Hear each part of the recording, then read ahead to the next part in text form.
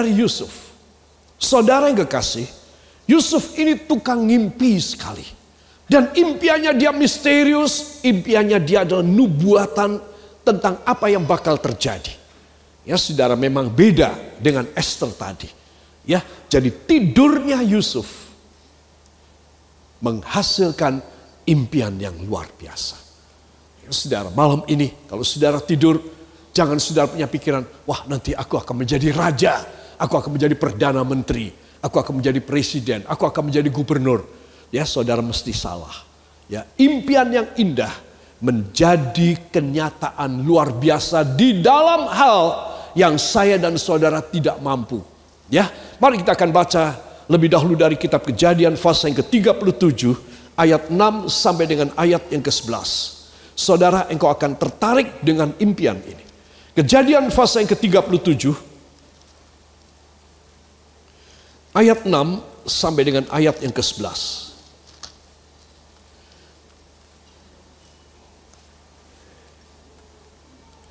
Kejadian pasal yang ke-37 ayat 6 sampai 11 ya. Saya akan bacakan saja, saudara menyimak Alkitab.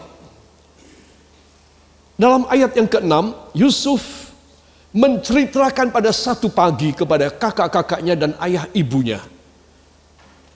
Coba dengarkan mimpi yang kumimpikan ini. Tampak kita sedang di ladang mengikat berkas-berkas gandum. Lalu bangkitlah berkasku dan tegak berdiri. Kemudian datanglah berkas-berkas kamu sekalian mengelilingi dan sujud menyembah kepada berkasku. Lalu saudara-saudaranya berkata kepadanya, apakah engkau ingin menjadi raja atas kami? Ini pada saudaranya semua lebih tua, dia paling muda, ya, dia masih kanak-kanak. Apakah engkau ingin berkuasa atas kami? Jadi makin bencilah mereka kepadanya karena mimpinya dan karena perkataannya itu. Ayat 9. Lalu ia memimpikan pula mimpi yang lain. Wah, tukang mimpi anak ini. Yang diceritakannya kepada saudara-saudaranya katanya, aku bermimpi pula tampak matahari, bulan dan 11 bintang sujud menyembah kepadaku. Saudara yang kekasih, apa maksudnya? Matahari, bulan, ya, matahari itu adalah ayahnya, bulan adalah ibunya, ya, bulan, ya, ibu Lani, ya. Jadi matahari itu adalah ayahnya, bulan adalah ibunya, dan 11 bintang adalah 11 kakaknya. Wah, tendensius sekali ini mimpi. Mesti ngarang ini. Saudara, padahal dia mendapat dari Tuhan. Dia tidak ngarang. Tetapi karena dia orangnya, anaknya ini saking jujurnya. Tidak punya pikiran-pikiran politik. Tidak punya pikiran-pikiran yang lain. Jadi dia dengan jujur, dengan tulus, apa adanya dia cerita. Tapi ini menimbulkan kejengkelan dan kebencian dari kakak-kakaknya. Bahkan ayah ibunya juga tersinggung. Saudara yang kekasih, dan matahari, bulan, dan 11 bintang sujud menyembah kepadaku. Ya, saudara melihat pada gambar di depan saudara ini. Di sini kita melihat ada berkas-berkas gandum. Berkas gandumnya dari Yusuf tegak. Lalu berkas gandum dari saudara-saudaranya dan ayah ibunya semua menyembah dia. Ya, ini mimpi pertama. Mimpi yang kedua, matahari, ini apa? Ya, ini gambaran, ya. Ini apa? Gambar matahari. Lalu di sini bulan dan di bawah ini apa? 11 bintang. Semua datang kepada dia dan sujud di muka dia. Saudara, wah, semua pada marah. Semua pada jengkel. Ini anak kok kurang ajar ya, saudara. Tetapi sesungguhnya ini mimpi yang indah. Ya, saya berharap saudara tidak bermimpi demikian pada malam ini. Tetapi coba lihat jauh ke depan secara rohani. Apa sih yang Tuhan mau beri kepada saudara dan kepada saya? Semua katakan, kuasa memerintah. Ini yang Tuhan mau beri. Kita tidak memerintah saudara kita. Kita tidak memerintah orang tua kita. Tapi kuasa memerintah segala macam roh penderitaan. Kuasa iblis, hambatan dan rintangan. Saudara punya kuasa untuk menaklukkan itu semua. Dan apa yang terjadi? Mimpi yang merupakan nubuatan dari Yusuf ini benar terjadi. Ketika di Kanaan ada bahaya kelaparan, hampir mati semua. Kakak-kakaknya datang belanja, beli beras, jagung, dan gandum ke Mesir. Dan semua kakaknya 11 orang menyembah di depan dia. Kakaknya tidak tahu bahwa yang disembah Perdana Menteri Mesir ini adalah siapa? Yusuf. Kejadian apa tidak? Kejadian. Jadi saudara mesti tahu bahwa seorang dia memimpikan indah itu apa? Kalau saudara ingin impian yang indah adalah saudara harus minta supaya saudara menjadi pemenang. Engkau menguasai pekerjaan iblis. Pekerjaan kuasa kesusahan. Penderitaan. Mimpi yang buruk. Daripada aku bermimpi buruk, aku mau bermimpi yang indah. Amin. Itulah yang menjadi kehendak Tuhan. Makanya dari mulut dan hati kita tidak boleh keluar perkara-perkara yang kotor, perkara-perkara yang negatif, perkara-perkara yang sia-sia dan duniawi. Dari mulut dan hati kita harus keluar perkara-perkara rohani.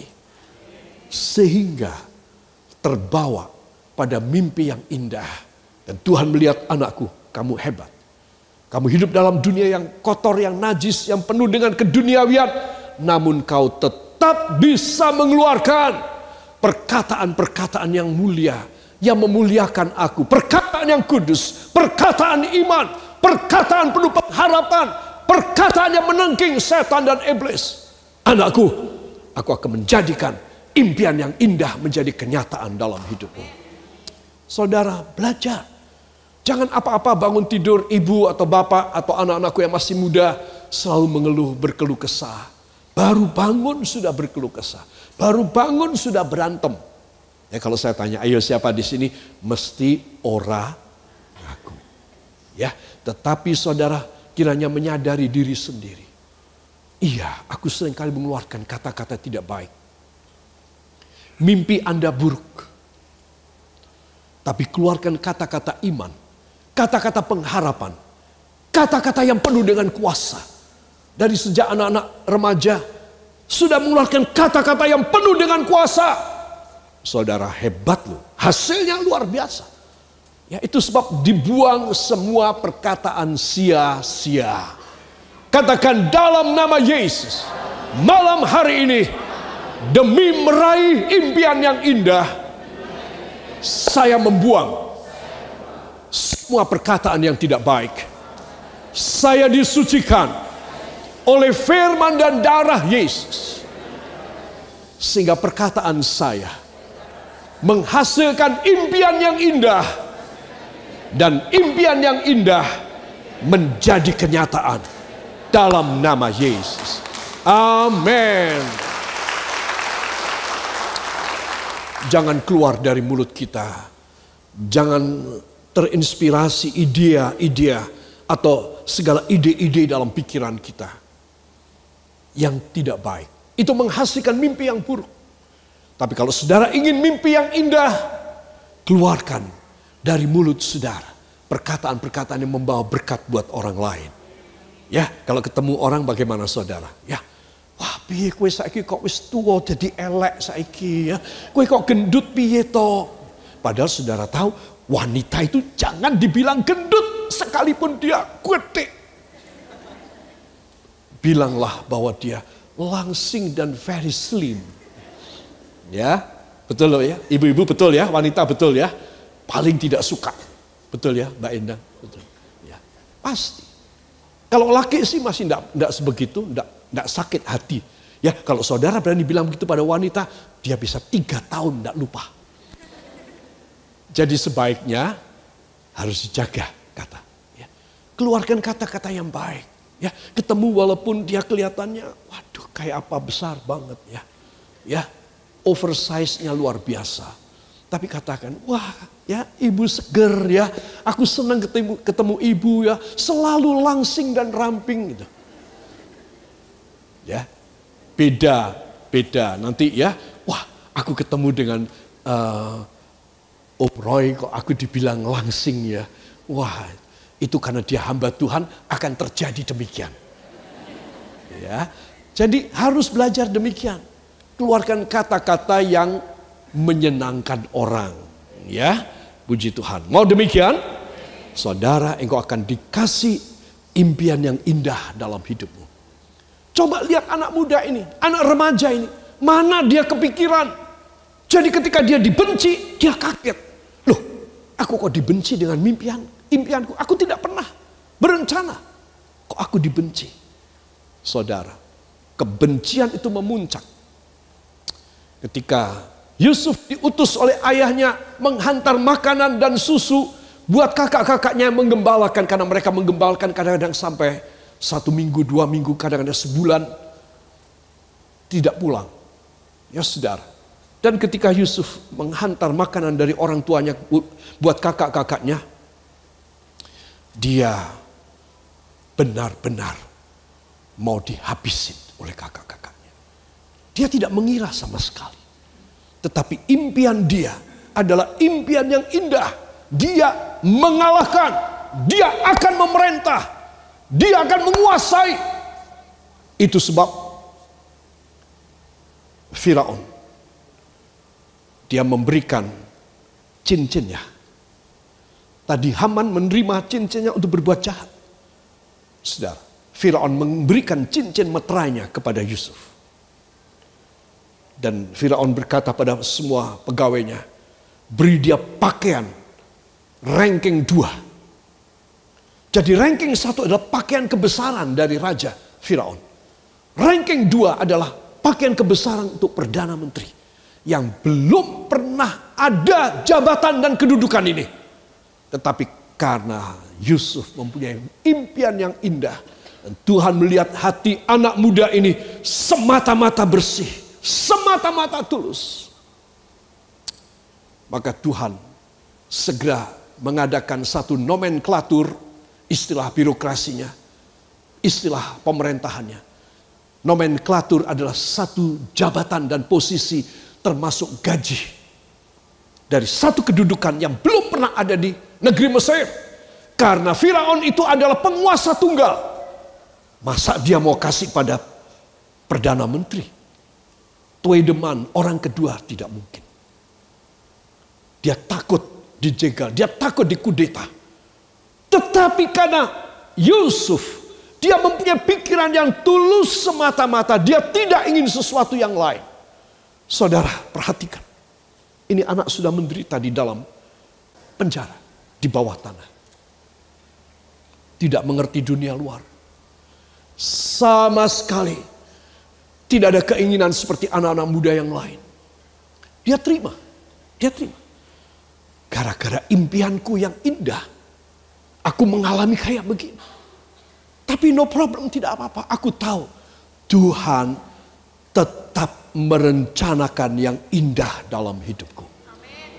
Ini loh saudara. Kalau saudara mempelajari tentang Esther, saudara mempelajari tentang Yusuf, maka harus ada bayar. Harus ada berani membayar.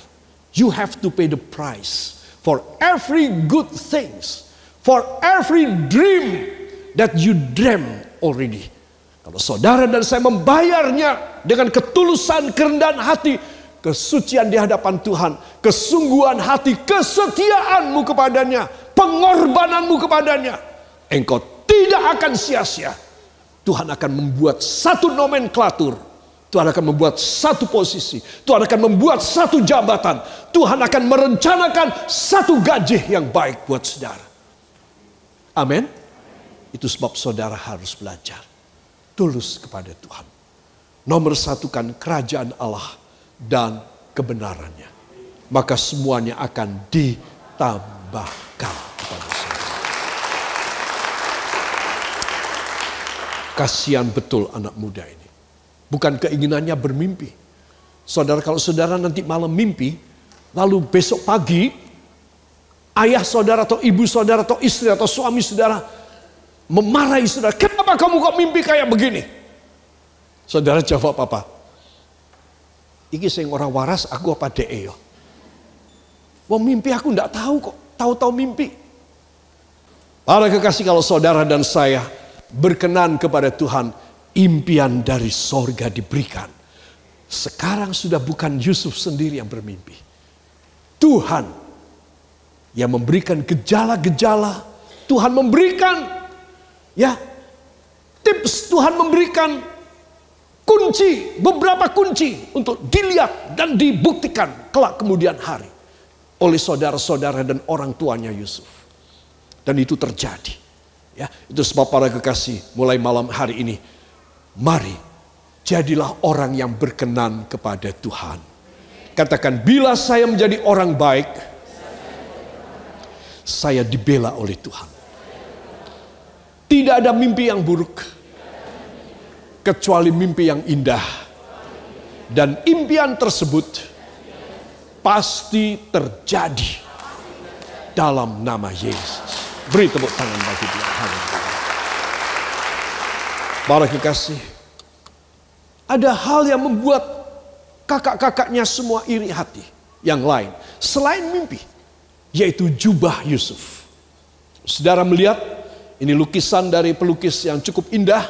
Lihat jubahnya, ya, tuh, wow, ya, seperti pakaian marching band, ya. Bagus sekali, ya. Para kekasih, katakan, mulai malam ini, bukan rencana saya, bukan impian saya, tetapi anugerah Tuhan yang melihat hati saya. Yang percaya beri tepuk tangan bagi dia. Kejadian 50 ayat 20 itu luar biasa. Ya, jadi saya katakan karena dia ini diberi jubah 7 warna. Saudara, 7 warna. Betapa indah, warna pelangi. Saudara, maka kakak-kakaknya semua mendelik matanya. Dan semuanya menjadi iri hati dan ingin membunuh dia. Gara-gara jubah yang berwarna-warni mau dibunuh ini anak kecil. Saudara, sekarang ketambahan lagi mimpi lagi. Aduh, sangat tidak etis ini impian. Tetapi karena dia itu anaknya lugu dan tulus dan jujur, dia cerita aja. Saudara, lihat apa yang dimimpikan dan apa yang keluar dari orang yang tulus dan jujur. Kejadian. Apa yang diimpikan dan yang keluar dari orang yang tulus, kejadian. Terjadi, saudara. Itu sebab apa sih yang diminta oleh Tuhan? Anakku, serahkan hatimu kepadaku, kata Tuhan. Saudara, kalau saya dan saudara menyerahkan hati kita kepadanya, izinkan Tuhan mengoreksi dan mengisi dan memeriksa isi hati kita. Bila Tuhan melihat hati kita tulus dan benar, saudara, engkau tidak usah merencanakan. Impian itu milik Tuhan, pasti akan dikasih kepadamu. Dan itu pasti dijadikan. Anak-anakku yang masih muda, ataupun anak-anakku yang sudah pada tua ini. Ya. Jadi kenapa saya bilang orang semakin tua semakin dipercaya? Karena umur. Ya. Umur ini yang kita persembahkan kepada Tuhan. Jadi kalau umur ini kita haki diri kita sendiri. Aku mau bikin apa yang aku suka. Tuhan bilang, ya sudah kamu urus. Matimu ya terserah sama kamu. Tetapi kalau seorang anak Tuhan seperti Yusuf, dia sangat tulus kepada Tuhan. Di penjara dan dikeluarkan, diam aja. Dia cuma pesan kepada 2 orang temannya, yaitu seorang bartender dan seorang butler, pembuat roti raja dan pembuat minuman raja. Dia cuma pesan, kalau kalian nanti keluar, tolong ceritakan di luar. Karena aku tidak bisa. Ya, handphoneku sudah low bat. Ya. Dan aku tidak ikut pada Instagram, Instastory, dan Facebook, dan apa lagi? Aku tidak bisa. Di penjara itu orang yang sinyalnya mati. Aku tidak bisa keluar. Kalian ya ceritakan. Yang sudah dipeseni lupa lagi. Itulah orang. Semua katakan, itulah manusia. Tetapi Tuhan saya tidak pernah lupa tentang siapa saya. Amin. Itu kebesaran hati saya. Mungkin orang yang tidak suka sama saya tidak bisa lupa kesalahan saya. Orang tidak suka sama saudara nggak bisa lupa. Sampai mati aku tidak bisa lupa katanya. Tetapi Tuhan tidak demikian. Tuhan hanya mengingat kebaikan saudara. Dia cuma mengingat kebaikan saya, kebaikan saudara. Dia tidak mengingat kesalahan kita. Karena kesalahan sudah dicuci oleh darah Yesus. Sehingga kita menjadi putih seperti salju dan putih seperti bulu domba. Itu sebab ingat, hati kita menentukan reaksi Tuhan, respons Tuhan. Kalau hati saya dan hati saudara berkenan kepadanya, saudara akan jadi kenyataan. Itu sebab ayat yang terakhir, Kejadian pasal yang ke-50, ayat yang ke-20, para kekasih kita akan baca. Kitab Kejadian pasal yang ke-50, ayat 20. Ketika 11 kakak-kakaknya datang sujud menyembah kepada Perdana Menteri Mesir yang mereka tidak sadar adalah adik mereka. Saudara, Yusuf melihat ini. Dia tidak terus semenang-menang, sewenang-wenang. Hayo, tunduknya kurang. Jangan tunduk di sana, tunduk di sini. Sembah, jilat sepatuku. Orang itu kalau dasar hatinya baik, selalu baik. Dia tidak melampiaskan kemarahannya dan dendam kesumat. Karena tidak ada dendam sama sekali. Katakan, tidak ada dendam sama sekali. Di hati Yusuf. Seorang yang ingin mendapat impian yang indah dari Tuhan, tidak boleh ada dendam. Tuh lihat ya, saya buka salah satu rahasia pribadi Yusuf. Dia tidak ada. Ketika dia melihat 11 kepala tunduk memohon supaya diizinkan membeli gandum dari Mesir untuk dibawa pulang supaya keluarganya, ayahnya tidak mati kelaparan. Yusuf menahan tangis dan dia berkata pada semua penjaga di sekitarnya, kalian keluar. Aku mau bicara kepada mereka. Dia berkata dalam bahasa Mesir sehingga kakak-kakaknya tidak tahu. Ruangan itu steril. Hanya 11 kakaknya, hanya 10 kakaknya dan dia sendiri. Kunci semua pintu. Dan dia mendekati mereka dan berkata, kalian berdiri semua. Akulah Yusuf yang kalian jual. Akulah Yusuf. Semua pucat pasi. Semua ketakutan. Aduh, Yusuf menjadi Perdana Menteri Mesir. Sekarang tibalah nasib jelek kita. Kita pasti dipenggal kepalanya semua. Tidak. Dia berkata, berdirilah. Aku kangen sama kalian. Dan dia menghak dan dia memeluk semua kakaknya dan dia menangisi mereka dan mereka bertangis-tangisan. Coba. Lihat. Saudara bisa melakukan demikian? Saya tidak yakin. Hanya seorang yang tidak ada dendam kesumat dalam hatinya menerima impiannya menjadi kenyataan dari Tuhan. Selama saya dan saudara masih ada dendam kesumat, selama saya dan saudara masih menyimpan kesalahan orang lain, engkau bermimpi buruk saja. Yang engkau coba untuk menutupi dan memasang topeng, kosmetika, lipstick di depanmu. Sebenarnya engkau bermimpi buruk. Itu sebab seorang anak Tuhan, dia harus mempunyai hati yang tulus dan benar di hadapan Tuhan. Hanya Tuhan yang bisa membaca. Tidak ada orang bisa membaca hati saya, hati saudara. Hanya Yesus yang bisa membaca. Roh Kudus yang tahu semuanya. Kalau saya dan saudara mempunyai sifat sedemikian, maka niscaya, katakan niscaya, malam ini dan selanjutnya Tuhan memberi kepada saya mimpi indah yang menjadi realita dalam nama Yesus. Semua mata dipejamkan, kepala tundukkan, datang pada Tuhan Yesus. Haleluya.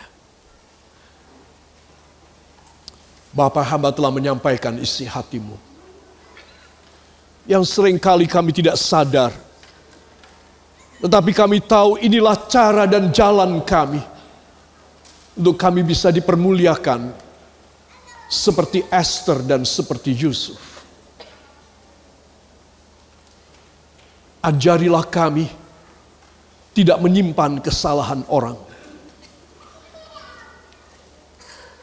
Karena kami tahu jikalau kami memaafkan kesalahan orang, maka dosa-dosa kami pun dimaafkan oleh Tuhan.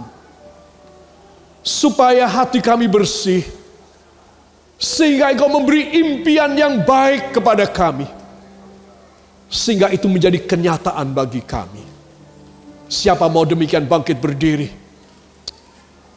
Angkat tangan kanan saudara dan raihlah takhta hadirat Bapa. Taruh tangan kiri pada jantung saudara. Haleluya. Tuhan ingin menjadikan kita petang hari ini seperti Yusuf yang luar biasa. Bisikan doa pribadi saudara.